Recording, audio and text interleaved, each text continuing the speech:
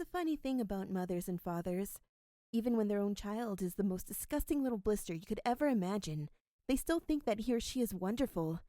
Some parents go further. They become so blinded by adoration they manage to convince themselves their child has qualities of genius. Well, there's nothing very wrong with all this. It's the way of the world.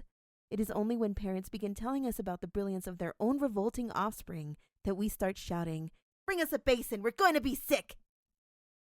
How can something so big sink so fast? The thought kept drumming through Jay Selby's head. He splashed and slithered over the slippery deck. It listed so sharply to starboard he could barely keep his footing. The wind whipped at his uniform, stung his skin. He steered around as if he might sight the enemy. Nothing. The black sky, the churning darkness of the North Sea, there was no difference between them.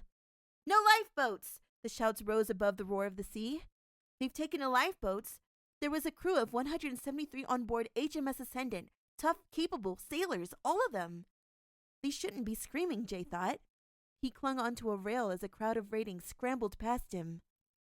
Antarctica used to be a tropical place densely forested and teeming with life.